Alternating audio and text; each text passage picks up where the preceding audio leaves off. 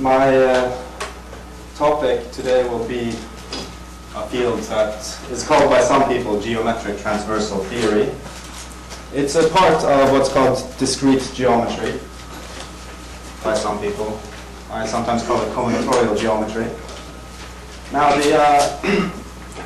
so that's why I'm in a combinatorics seminar. So what is it we study in discrete geometry? The main objects for us are the basic building blocks of Euclidean space. Meaning we consider points or lines or two-dimensional planes or three-dimensional planes, etc. And more generally, things that these have in common, they're all convex. So we also study convex objects. But what makes it discrete geometry is because we study sort of discrete or combinatorial questions of how arrangements of lines, arrangements of convex objects, how they relate to each other. And today I want to survey this field called geometric transversal theory. So in all the questions we study, there's never anything to do with volume or area. This is a different part of convexity.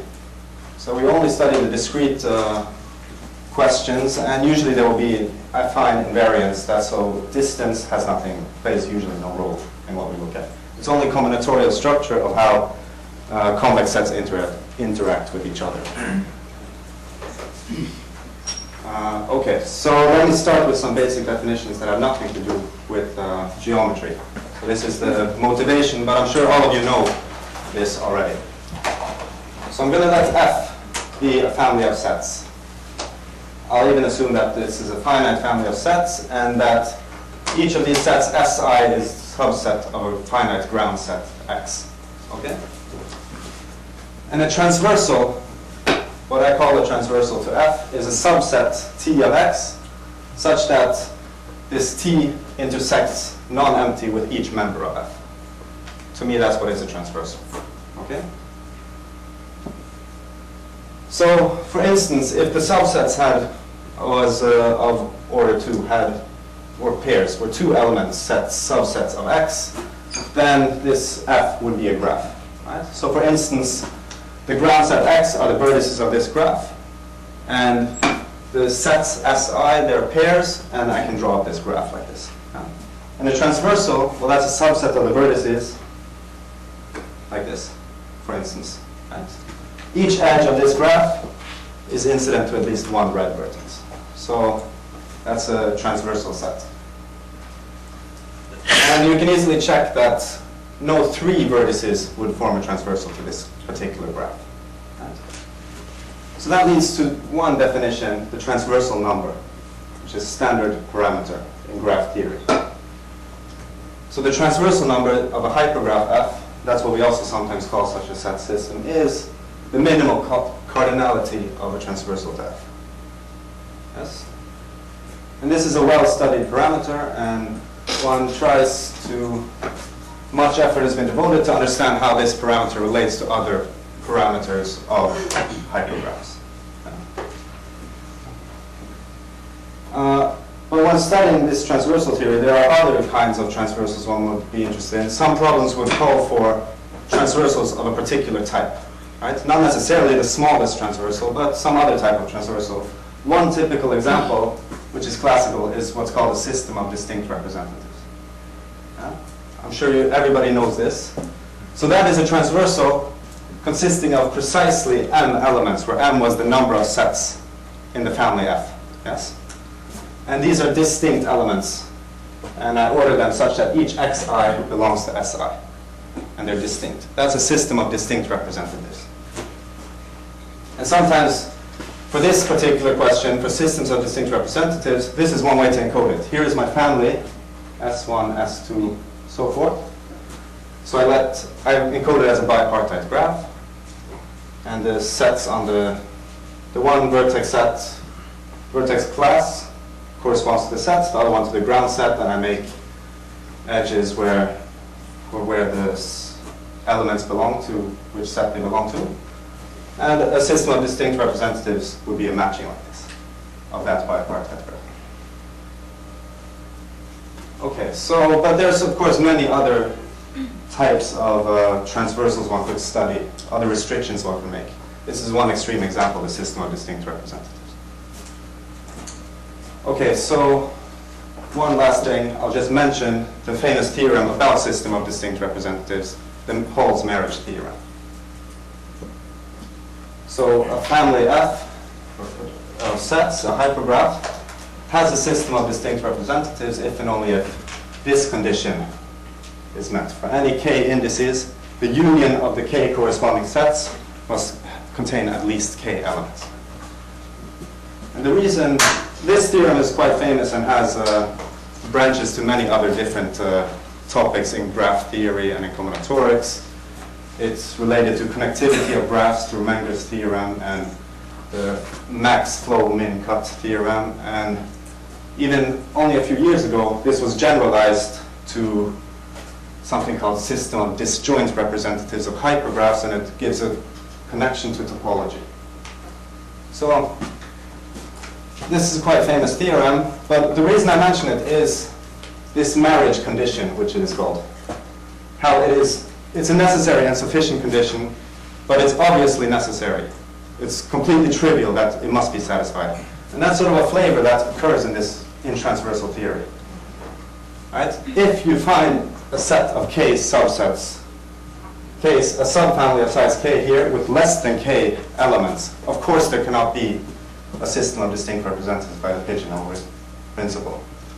But the whole point is that this obvious condition is also sufficient, right? That's something that occurs, we will see, in transversal theory. So let me now introduce the geometry. So it looks almost like the first slide. F is, again, a family of sets, S1 to Sm. But now I changed the ground set, which I've previously called X. I change it to the d-dimensional Euclidean space, which I denote Rd. And the Si now, traditionally, are taken to be convex sets. Okay? So this is the setting of geometric transversal theory. The rest is the same. The transversal is a subset of the ground set, which intersects every member of the family. Okay, so far, if we just let T be anything, this doesn't say very much. So somehow we have to restrict what type of transversals we're looking at. This becomes crucial in this field, in this theory. So for instance, I could, maybe the simplest case, I must have that the subset T is a discrete finite point set. For instance, like this, points transversals. That would be a very obvious choice to make. Okay? But there are other choices I can make. For instance, line transversals. Okay, so the set T must be a discrete set of lines. Right? And you see the union of these two lines intersects all these convex sets. And in higher dimension, which I cannot draw on this, of course you have more choices. It could be planes or k-dimensional flats. Yeah? And then things become more complicated. But even in the plane, we could do other things. I could have, for instance, say there must be curves of degree at most 2. Right? Degree at most 3. I could bound the degree somehow and say that this is the family of transversals I'm considering. And so now you see, if I was given this system of convex sets, I could easily just sample, make a very fine grid of points, and take that as my finite ground set. And then for each convex set, I just take those points which belong to that. That becomes a subset of the ground set, and I'm back into the abstract set, yes, of just finite sets. And so that becomes, and I could do the same thing here. I could take a grid of lines, I'll let you think of what that is, and similarly just sample, take that as my finite point set, my finite ground set, and I could make a finite system. right? So any transversal question of this type could be translated back to the finite setting, the finite abstract setting. And that's becomes what we are really studying. We're studying what kind of systems, abstract hypergraphs, arise from some geometric situation.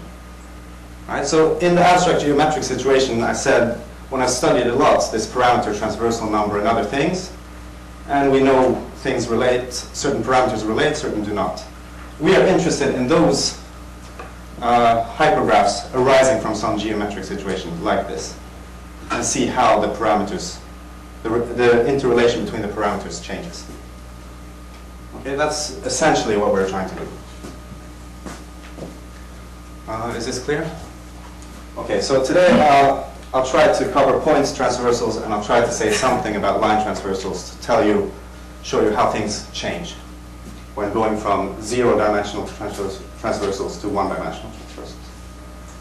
And then you can maybe imagine how things change when you go to two-dimensional and three-dimensional transversals and higher dimensions. Okay, but for point transversals, the fundamental theorem is the following, called Helis theorem.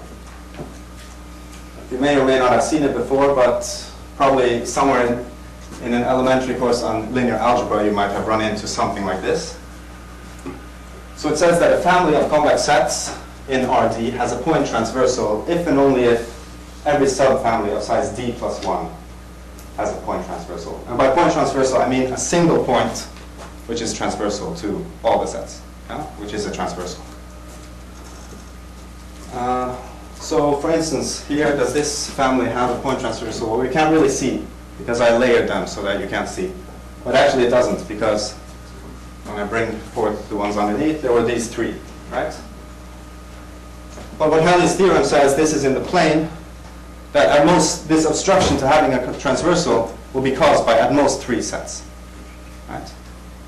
If every three intersect, then they all intersect. There's a point transversal. And this is a very simple basic theorem. And I want to show you how this theorem has led to several extensions, and they become quite far-reaching. But also note how this transversal theorem has the same flavor as the Hall's theorem, the marriage theorem, in the sense that it's this obvious condition that every subfamily of size amongst d plus 1 members has a transversal, right? This is a necessary and sufficient condition. Of course it is necessary, right? If a subfamily of size d plus 1 or less does not have a transversal, of course the whole family cannot have a transversal, because this is an hereditary property. So again, we see this type of if and only if condition. Okay, so let me tell you now about some extensions. Here's one from 1982. It's sometimes called the colorful Carathéodory theorem. It's due to Barani, 1982. Now it says take d plus 1 finite point sets. So a1, a2 up to a d plus 1. Think of them as being of different colors. That's why I drew them in different colors. So you have a1, a bunch of black points, a2, a bunch of red points, and so forth. Now, if the theorem says that if the origin, that's 0, is contained in the convex hull, so this is the smallest convex set spanned by the set AI. If the origin is contained in the convex hull for each color class, then the origin is contained in the convex hull of some set Y, where Y contains 1 point from each color class. Okay, and there are d plus 1 sets, so this forms a simplex. One way to think of it is that Y is a system of distinct representatives for this set, this family of sets. Yeah. So here's an example. I take the black points, they form a triangle, that's the convex hull, and it contains the origin. I take there are some red points, they form a triangle containing the origin. And green points, also forming a triangle containing the origin. And the theorem says that such a triangle must exist. One whose vertices are of different colors. and this triangle contains the origin. This is also a very simple theorem. You can prove it by infinite descent, using that these sets are finite. Okay, and that's all I'll say about this. But about the proof. This has been extended many ways. 2 years ago, Boran and Matuszek proved something stronger. They proved that not only is the origin contained in some colorful simplex like this, but actually quadratically many in D. Okay. I proved, and also independently some others, another variation of this theorem, a weakening of this condition. In fact, this condition is much too strong, so this can be weakened. And this is also some ongoing work that we're starting to realize actually how much you can weaken this condition. So we're aiming for a theorem that says this solution, this conclusion, that the origin is contained in some system of distinct representatives, some simplex of distinct colors. About a decade after this theorem, Sarkaria found a really ingenious proof which shows that this simple result implies the following classical gem from combinatorial geometry. So this is a theorem called Tverberg's theorem, and it says that if S is a point set in the d-dimensional Euclidean space of precisely this many points, d plus 1 times k minus 1 plus 1, then you can always partition such a point set into k non-empty parts such that their convex hulls intersect. In other words, these k convex sets have a point transversal. And you cannot drop this plus 1 at the end. Then the theorem becomes false. It no longer holds. And this result has also been extended in numerous ways and led to other directions of research. Let me first show you an example, by the way. D equals 2, k equals 4. So D is 2, I'm in the Euclidean plane. K is 4, so it means S consists of 10 points. And I can partition this into 4 parts. So one such partition would be there, 3 points forming a triangle, another 3 points forming a triangle, 2 points forming a segment, and the remaining 2 forming a segment, and they all have a common transversal. This point. And the theorem says that you can always do this.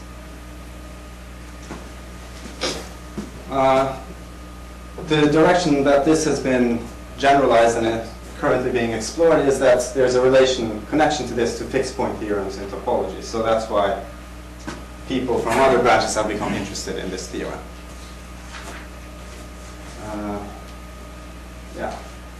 So the third version of Helis' theorem, oh, by the way, if you put k equals 2, you get a statement equivalent to Helis' theorem. And this is a dual of Helis' theorem. So each of these actually contains Helis' theorem. That's what the point I want to make. Here's a final one that also contains Helis' theorem. So here I'll let y be a probability measure on Rd. By probability measure, I mean a nice measure, which total measure is 1, and that can be approximated by finite points. Okay, with possibly some weights on it. But any measure that you can approximate by some finite point sets is what I'll call a nice measure. And that's what I'm dealing with. We use this interchangeably, measures and point sets. But the advantage of speaking of measures is that you can put different weights on the points.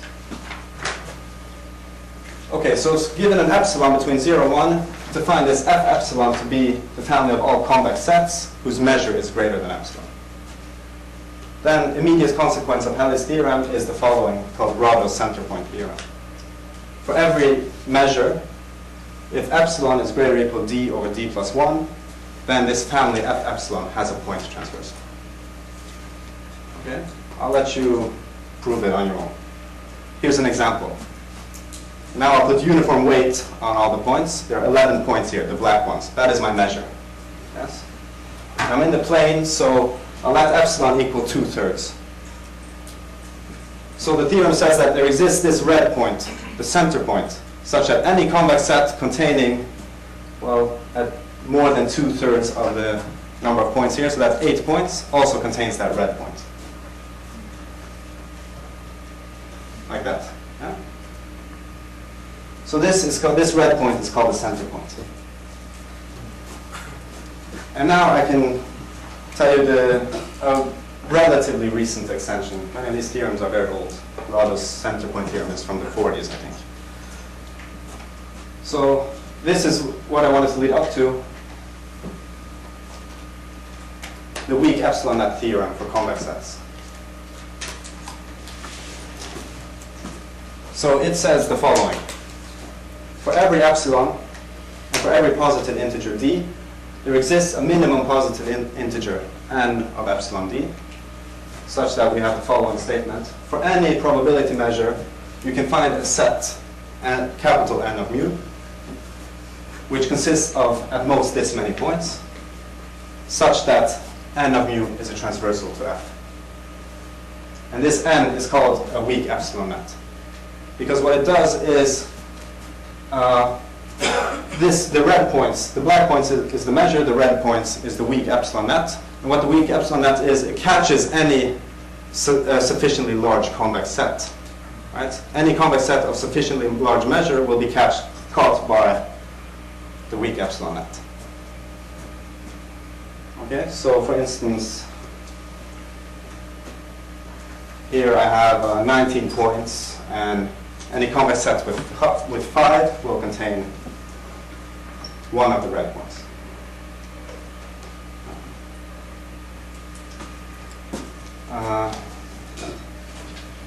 Yeah, so this was discovered independently by many people in the mid-90s, I'd say. Weak epsilon nets for convex sets were introduced in the mid-80s. And this result became very useful. Noga Alon and Daniel Feitman, they proved a now famous result called the PQ theorem for convex sets, which says something very deep about the intersection patterns of convex sets. And this was a crucial part of that proof. The reason why this theorem holds is that convex sets admit these weak epsilon nets. Okay? And the strength of this is that it's independent of the measure, right? It's only this number that depends. This number depends only on epsilon and d, and then any arbitrary measure. And it's considered a very important problem in all of discrete geometry, because there's so many problems that relate to this, to determine the correct behavior of this function n of epsilon d. And this is not known. And actually the bounds are quite weak. And one problem is we don't know how to generate examples of point sets or measures that require very large epsilon nets or weak epsilon nets. We don't know. For instance, maybe one would think that the convex case, that the measure are points in convex position, is the most difficult case, but it's not true at all. You require almost only linear plus something called the inverse Ackermann, times the inverse Ackermann function. Right, so, but we know that there are worse epsilon nets, no worse cases than this. Recently, this year, Matuszek made something called the stretch grid in the plane, where he can get a point set which requires an epsilon net of 1 over epsilon log 1 over epsilon. Right, so this is how you measure it. So I think I have time to explain to you how to prove this weak epsilon net here, since it's kind of important. The proof is neat, and we already know everything we need to know. So we need to prove this assertion. That's the only thing. That for every positive integer d, I can find that there is a positive constant c sub d, such that any set of n points, call it x, there is a point contained in at least c d times n to the d plus 1 simplices spanned by x. Okay, so if this is my point set, the simplices are triangles spanned by these points. Yeah? And this, for the case of the plane, this says there is some constant such that I can find a point which is contained in that constant times n to the third of the triangle spanned by this. Of course, a point set on n points spans n choose 3 triangles, right? Distinct triangles. So it's a positive fraction lemma, is what we call it. That there is a point contained in a positive fraction of all possible triangles. And this is the crucial lemma, and it's actually quite simple once we know two theorems. I start by partitioning my point set into triangles. Right? And I know I can do this by Turberg's theorem such that those triangles all have a point in common. This is precisely what Turberg's theorem says. I don't need the full strength of Turberg's theorem, but I know that I have a set of n points. I can split them into triangles that all intersect. Okay. And there will be n over 3 triangles, or in general, n over d plus 1 simplices. Okay. So here are my n over 3 triangles. Pick 3 of them, any 3 of them, like this. Okay. And for convenience, I'll paint them with different colors. So a blue triangle, a green triangle, and a light blue triangle. But what theorem do I have about triangles of different colors that intersect in a common point? Well, that's the colorful Carat-Theodori theorem. I know that there is a triangle that also contains the same point using vertices of different color. Right? And for each selection of these 3 triangles leads to such a triangle like this, a colorful triangle. And for different selection of triangles, when I take 3 other ones, it will lead to a different triangle. Okay? Because I started with a partition. That's why this works. So all in all, the point P is contained in n over d plus 1. Choose d plus 1, which is this number. Okay? So this becomes the C sub d. So that's the positive fraction selection lemma. And once I have that, finding a weak epsilon net is easy. You just do it greedily. So I have my whole measure, my point set. I pick a point arbitrarily, well, a heavy point I'll call it. And I keep doing this. And I have now selected Ni, that's the red point set. And then I ask myself, is this a weak epsilon net? Well, if it's not, it means that there's some convex set containing more than epsilon n points, which does not intersect any of the red points. Then I use the first selection lemma for those points inside here. Then I can find a new red point, put it in here, and add that and make the set Ni plus 1. Okay, and then I repeat. And the reason this works, well, this process ends in a finite number of times. That finite number depending only on epsilon and d. Because each time I have come to this situation, I put a point in, I'm taking care of this many simplices. Right? So that's c to the d from the selection lemma times epsilon to the d plus 1, which is something that depends only on epsilon and d, times n to the d plus 1. So I'm taking care of a positive fraction of all possible simplices.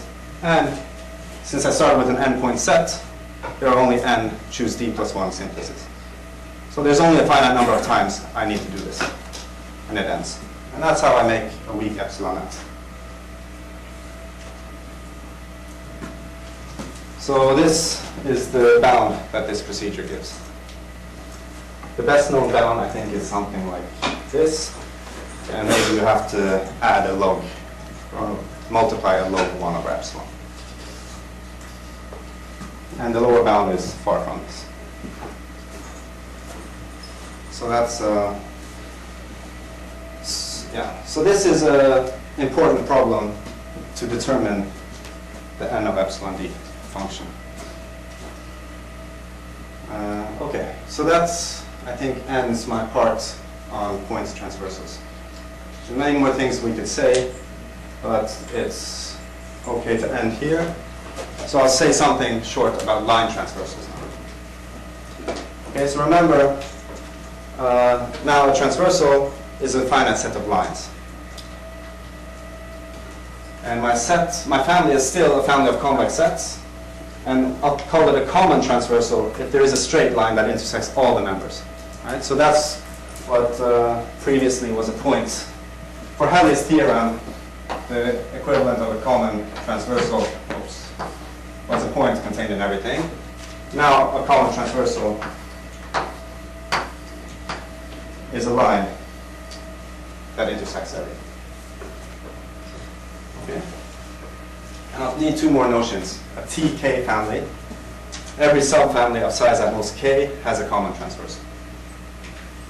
And then I'll call this an alpha transversal, meaning that there's a straight line that intersects alpha times n members of f, at least alpha times n. N is the number of sets. Okay. So this TK family, I didn't define that for points transversals, but we had it implicitly in Helis' theorem. There we said that any d plus 1 family with respect to point transversals has a transversal. Right? And that's what I said was that this is the starting point of transversal theory for points. That this is sort of the fundamental result. But now when we switch to line transversals, already at this point the story changes. There is no such Helis theorem for line transversals like there was for point transversals. So it changes things a bit. One might get discouraged by this. What does it mean that there's no Helis type theorem? Well, it means that for every positive integer k, I can give you a TK family that does not have a common transversal. Okay. And the example is very simple. It's there on the right. It's called the regular k plus 1 gon. And all you need to observe is consider the vertices of the regular k plus 1 gon. The width of this, call it w. Yeah. If I delete any point here, I'll get a point set which has width d, which is strictly less than w. Can we agree on that? That this is true for the regular k gon, or k plus 1 gon. Okay, why does this give me such a TK family? Well, I'm going to take each point and blow it up to a disk of diameter d, like this.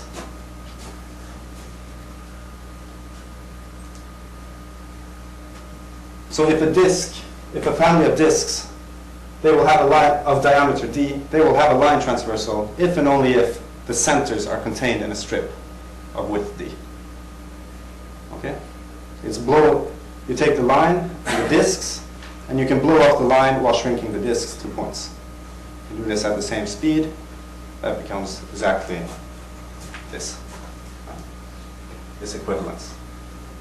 So the k plus 1 gon gives me a TK family that does not have common transversal for any k. But as a note here, it has a k over k plus 1 transversal. But that's just by the construction, right? There were k plus 1 disks, and it's a TK family. But what's interesting to note is, of course, that when k becomes large, this fraction becomes closer and closer to 1. And that's not a coincidence, because here's a basic result by Koszalski and Wu, which says that for every k, there is some maximal number, alpha k, such that every TK family has an alpha k transversal, and this alpha k tends to 1. Okay, so if I have a T6 family, maybe I know that I can find a line that intersects a half of the members. And then if I take a T600 family, maybe 9/10 of the members, right? But what I know is that as k increases, tends to infinity, this fraction alpha k will tend to 1. And Koszalski's fractional transversal problem is what it's called. That's a misleading name. Is determine this function alpha k. I dropped a parameter here because this problem also works in higher dimensions. So just like the weak epsilon net function was n epsilon d, we could define this alpha kd. So this kind of saves us. Arbitrary set systems have no Helis theorem, arbitrary hypergraphs, right? Just like we saw from, that there's no Helis theorem here. But this theorem saves us, because arbitrary set systems or hypergraphs do not behave like, do not have this property. This is a much more special property. Right, so again, it tells us that the hypergraphs arising from these line transversals is really different from just an arbitrary. It has this special property. And nobody knows here either what is the function alpha k.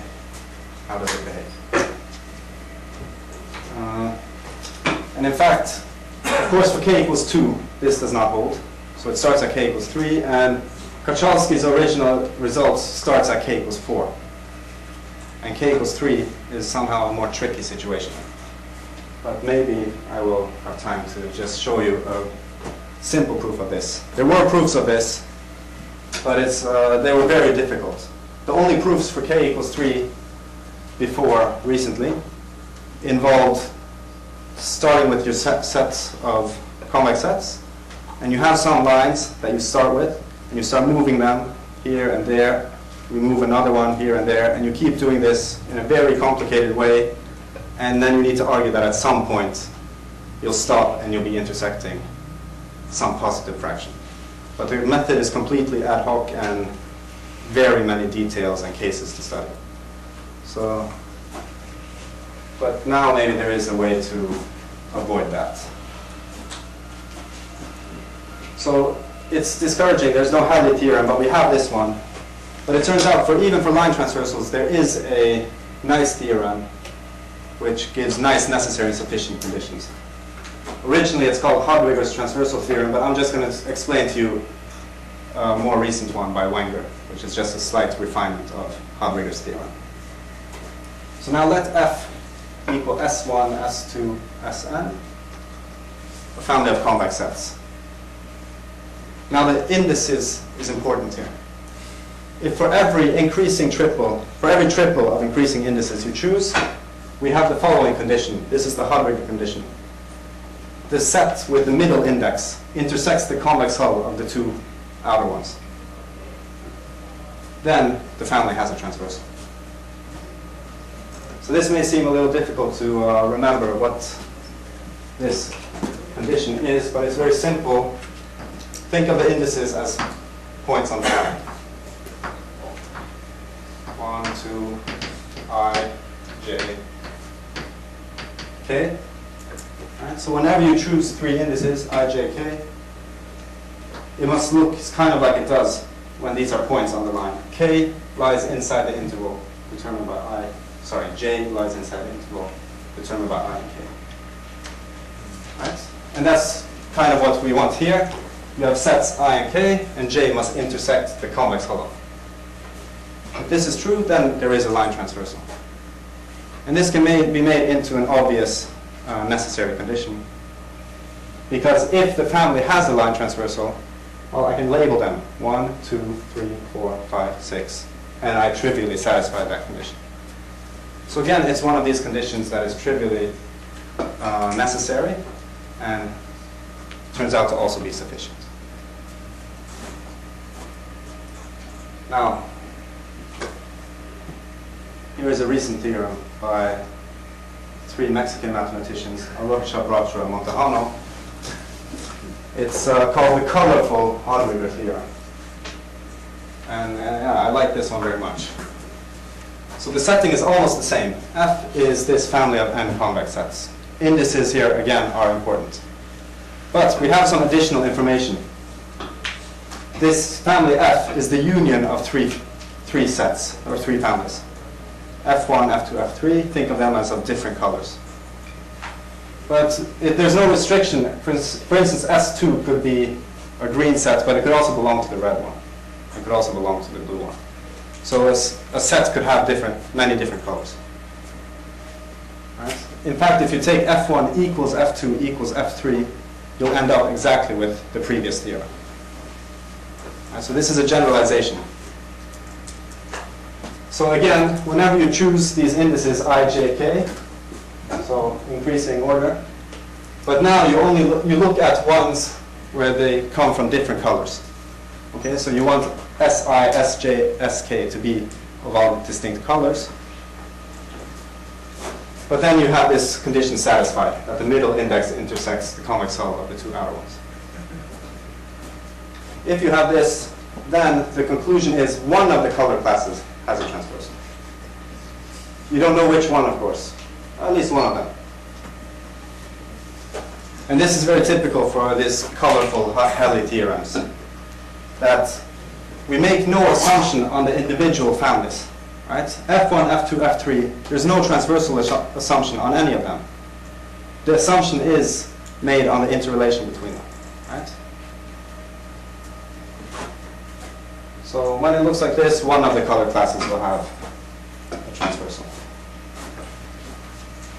So once I saw this theorem, then I realized, oh, that's why this alpha 3 from the Kachalsky transversal problem can be, you can get a simple bound using this theorem.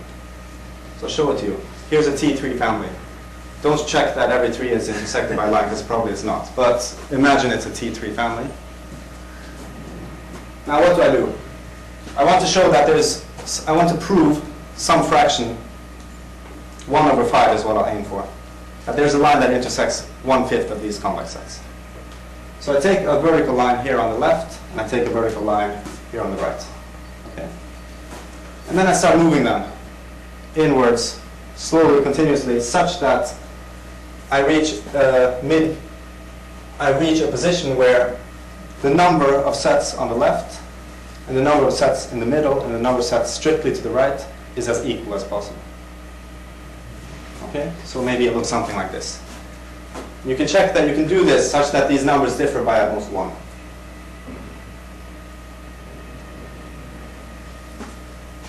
And then I'll paint these green, and I'll paint these red, and I'll paint these blue. And then I'll start labeling. 1, 2, 3, 4, dun, dun. 13, 14, 15, 16. Yeah? 25, 26, 27, 28. Okay. And now I look at this colored family. So I disregard these ones that didn't get a color. By the previous theorem, one of these color classes has a line transversal. Why is that? Well, pick 3 guys of different colors. A green one, a red one, and a blue one. By the way I labeled it, the middle index will always lay in between these 2 parallel lines. And since I know that it's a T3 family, I know that every 3 have a line transversal, it must intersect precisely in that order. That the middle index intersects the convex hull of the 2 largest and the smallest index. So one of these 3 I know has a line transversal. Okay, so then I'm done. Either this line or this line intersects 1/5 of the sets. If they intersect less, well then these guys must contain at least 1/5 of the sets each. And that's it. Okay, there's even a better argument, but I'm going to skip that. I think, is that all right? That I end soon? Okay, so I'll just quickly go through this. There's a simpler, better proof for the general case. If you have 2 pairwise disjoint convex sets, I orient the plane and I can speak of the positive separating tangent and the negative. A positive does not mean the ascending one. Of course, both separating tangents could be descending or ascending. Right? But I orient the plane such that I'm always turning lines. When I want to move a line, I'm going to turn it counterclockwise. So then if I take a line that intersects these 2, I turn it in the positive direction counterclockwise, I will reach this separating tangent. And if I move it in the negative direction, I'll reach the other one. So I can distinguish them. And then a simple observation says that if you have a family of convex sets containing at least 1 disjoint pair, then you have a transversal if and only if there is a positive separating tangent to some disjoint pair that is transversal. This is, again, not too hard to see. It requires a slight argument. Take your transversal and start rotating it. And if there is a disjoint pair, there must be a direction that is not transversal, namely a separating direction like this. So moving from here to here, at some point I reach a critical stage, and that will be such a positive separating tangent. So once I know this, I can say something about arbitrary, this function alpha k.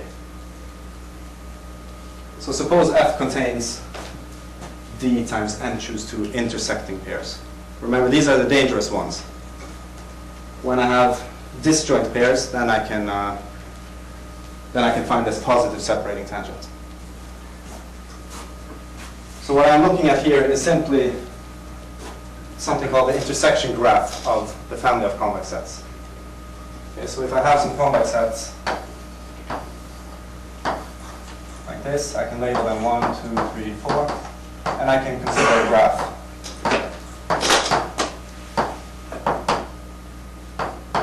And I make an edge whenever the convex sets intersect.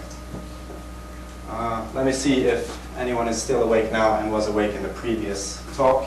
Has anyone seen something like this within the last 2.5 hours?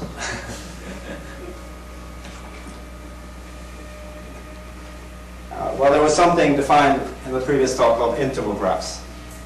And those are intersection graphs of one-dimensional convex sets. Right? Here are the planar, in the planar case, so convex sets in the plane, you can generalize that and get intersection graphs here. And this itself is a very interesting field in discrete geometry. What do these intersection graphs look like? What graphs are intersection graphs of convex sets in the plane? And this is nobody knows. You might ask what graphs are intersection graphs of convex sets in the three-dimensional space. Does anyone know?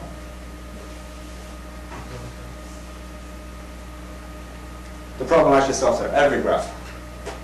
Any simple graph can be made as an intersection graph in the three-dimensional space. So that was the intersection graph. So suppose f contains d and choose 2 intersection pairs. So this d is just the density of the intersection graph. Right? And then I'm going to partition the k tuples of vertices of the intersection graph into those that contain a disjoint pair. So those that are not a clique and those that are a clique. That's what this x and y are. And then a simple estimate tells me that the size of k, the number of k tuples that are not a clique is at least this large. You can do this by direct argument, or you can use Kruskal-Katona theorem. And in any case, then I do a charging. For each k tuple that is not a clique, that contains a disjoint pair, I know I can charge to a unique pair, disjoint pair, and its separating tangent, like this. Okay? And this line will intersect the others in that k tuple. And there are at most 1 over d, 1 minus d times n choose 2 disjoint pairs. No, yes, disjoint pairs. So some pair gets charged at least this many times. Right? And then I just count how many sets are intersected by that line of that pair that got charged many, many times. And then I reach this function. And this gives pretty good bounds, better than this colorful, it even beats that colorful theorem. Previously I get 1 over 3, and then I get 2 values that are not better than some other result, which is something different, and then it starts getting good again. I was kind of curious that these two show up. Okay, so the last minute I want to go into the three-dimensional space. And I'm just going to tell you a problem that has been going around in the transversal community for a little while now. So the question, which is due to Luis Montejano, says the following. So let me explain what this embedding means. Consider this configuration. A 3x3 grid and 3 horizontal blue segments, 3 vertical red segments. Okay. Now take these 3 points and put them 9 points, and put them somehow into the three-dimensional space. Now, when I do this, the 3 points that form the blue segment are now going to form a blue triangle. Okay. And so this grid on the left just tells you the intersection pattern among the vertices here. Which vertices span what? Huh? So I get 3 red triangles, I get 3 blue triangles. So the question is the following, and this is another different direction in transversal theory today. And they have many results of this type. Show that any embedding like this, of that combinatorial configuration, you can find a line that intersects the red triangles or a line that intersects the blue triangle. And so, I think Luis even offered money for someone who can give a solution. But you see, I call it, or perhaps an exercise. It actually depends on what method you use. So let me tell you, it is true. It is true. There is a proof. But you need to use rather heavy tools from algebraic topology to prove this. But the feeling is that there should be maybe a linear algebra proof or something that takes care of this. Or maybe some direct geometric argument. And that's what will give you $10 or I don't know how, I don't know how much. I don't know. 10 pesos. I don't know. Okay. Okay, so I think I'll finish with this part.